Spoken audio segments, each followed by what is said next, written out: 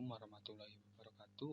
Pada kesempatan kali ini saya akan membahas tentang pembahasan soal-soal HOTS materi garis singgung lingkaran ya.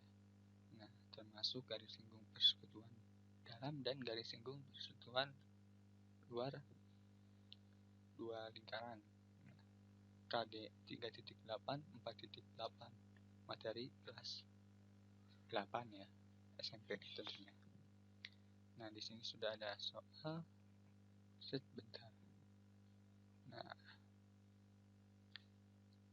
ada soal yang pertama. Di sini ada dua buah lingkaran ya, berpusat di titik S dan R. Ini lingkaran kecil, ini lingkaran besar. Nah, ini membentuk suatu trapesium. Si ini 5 katanya. Jaraknya ini 7, ini 14. Nah, yang ditanyanya itu tentukan luas trapesium SPQR. Langsung saja kita jawab. Nah, pertama-tama jawab dulu deh. Pertama-tama kita tulis dulu diketahuinya ya, agar lebih memudahkan. Yang pertama ada jari-jari lingkaran kecil atau RK itu 5 cm jaraknya ya. Terus ada jari-jari lingkaran besar 7 cm. Dan yang 14 itu apa berarti? Pusat ke pusat ya. Berarti P-nya itu 14 cm. Nah, yang ditanyanya itu luas trapesium apa itu? SPQR. Nah, berarti untuk mencari luas trapesium ini kita harus tahu dulu itunya ya, tingginya nih si PQ ini. Kan luas trapesium itu jumlah sisi sejajar dibagi 2 dikali tinggi. Nah, sisi sejajarnya kan 7 sama 5. Ya, ini sejajar katanya. Nah, tingginya nih belum ada apa sih PQ. Berarti kita cari dulu PQ ya. Nah, untuk mencari PQ berarti kita lihat ini nih pakai konsep. Nah, ini hubungkan dengan konsep garis singgung persekutuan dua lingkaran. Nah, ini itu garis singgung persekutuan luar ya. Soalnya ini pusat ke pusat kan, ini jari-jarinya 2. Nah, ini si PQ itu garis singgung persekutuan luar. Soalnya di luar kan, kalau yang ke dalam yang menyilang baru garis singgung persekutuan dalam. Nah, untuk menghitungnya kan udah dibahas ya di video-video sebelumnya. Nah, konsepnya itu si PQ ini bisa kita pindahkan ke sini nih. Ini harusnya lurus ya dan sejajar. Nah, ini itu kan jadi membentuk siku-siku, segitiga siku-siku ya. Nah, ini PQ. Nah, jadi itu untuk konsepnya. Nah, berarti untuk mencari PQ itu kan berarti si kuadrat sisi miring berarti 14 kuadrat dikurangi sisi yang lainnya ya, kuadrat sisi yang lainnya itu berarti ini nih. Nah, ini. Nah, segini. Berarti 7 kan, ini 7 dikurangi ini teh 5 nih segini teh.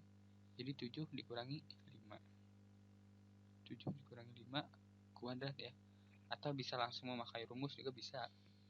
Rumusnya itu kan rumus persekutuan luar dua lingkaran itu dikurang ya. Soalnya kalau orang dalam ditambah, orang luar dikurang. Nah, jadi nanti si R-nya ini mana R teh? Nah, si R ini nanti dikurang ya. Kalau pakai rumus juga sama. Langsung saja 14 kuadrat itu 196 dikurangi 7 kurangi 2 kuadrat itu 4. Jadi 192. Nah, 192 ini PQ kuadrat harusnya ya. baru PQ kuadrat. Kalau PQ-nya berarti akar dari 192.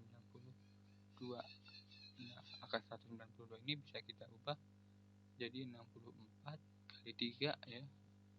Jadi 8 akar 3. Nah, kenapa diubah jadi 64? Soalnya ini kan kuadrat, bilangan kuadrat. Nanti bisa dikuadratin. Nah, jadi 8 kuadrat ya. Jadi 8-nya keluar akar. Ya, ini ada dari akar ya. Nah, ini berarti si tinggi trapesiumnya udah kita ketahui. Kita lalu menghitung luas trapesium SPQR. Nah, berarti rumusnya itu kan jumlah sisi sejajar, berarti SP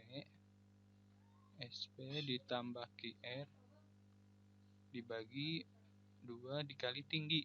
Tingginya itu PQ. Nah, berarti kan 5 ditambah 7 dibagi 2 dikali 8 akar 3. Nah, berarti 5 tambah 7 12 tambah bagi 2 6 ya. 6 kali 8 akar 3.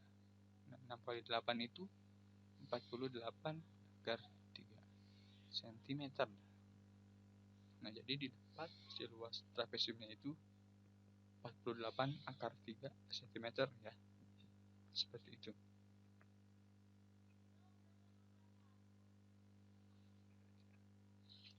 Oke, sekarang kita lanjut yang nomor 2. Nah, ini ada gambar ya. Ada 2 buah lingkaran. Nah, ini ada menyinggung ada 3 garis yang menyinggung lingkaran tersebut. Nah, berpotongan di titik F. Tentukan X yang memenuhi F. Nah, jawab. Nah, kita lihat nih. Nah, kita buat dulu biar kelihatan. Nah, kita buat dulu si titik pusatnya ya. Pusat lingkaran besar dan lingkaran kecilnya nih. Berarti ini kan jari-jari. Ini juga jari-jari. Misal jari-jarinya R1 dan R2. Terus jarak antara pusat ke titik singgung ini titik singgung. Titik perpotongan ini berarti si S1 dan S2 ya. Nah, berarti si AF ini, si AF, si CF, si EF ini garis singgungnya ya. Nah, berhubung si ini garis singgungnya berarti si ini bakal tegak lurus atau siku-siku. Ini siku-siku. Ini juga harusnya siku-siku nih, ada siku-siku. Si dua ini juga siku-siku. Nah, kita lihat si dua segitiga yang biru ini. Si ini segitiga AFB sama segitiga BFC ini bakalan kongruen. Kenapa? Soalnya kan pertama sisinya sama ini. Ya. Nah, terus ini juga sama. Ya. Jari-jari kan. Nah, sisi ini udah sama nih 2. Terus ini sudut, ini siku-siku, ini siku-siku. Nah, berhubung menurut aturan sisi-sisi sudut berarti ini kongruen. Nah, apa hubungannya nih? Kalau ini kongruen berarti si AF sama dengan CF kan? Kita bisa simpulkan. Mana pen? Nah, si AF sama dengan si CF. Nah, berarti 2x min 7 sama dengan CF. Nah, didapat si CF ini 2x min 7. Nah, ini yang dicarinya kan X ya. Nah, terus kita lihat si ini. Si segitiga warna pink ya ini. Warna ini pokoknya mah. Si segitiga 2 ini, 2 segitiga ini. Nah, ini juga sama ya. Sama seperti tadi ini. Sudutnya sama, sisinya sama, ini juga sisinya sama. Berarti ini 2 segitiga ini kongruen. Apa akibatnya? Berarti si CF sama dengan EF ya. Nah, berarti CF sama dengan X. Nah, kita udah ini nih, udah dapat si CF ini ada dua persamaan. Nah, berarti kita dapat simpulkan CF kan bisa kita ini. CF sama dengan CF berarti 2x min 7 sama dengan X ya. Jadi si ini kita ke kiriin jadi 2x kurangi X sama dengan 7. Nah, berarti X-nya sama dengan 7. Nah, berarti kita dapat si X-nya itu 7 ya. Nah, ini untuk pembahasan lebih jelasnya karena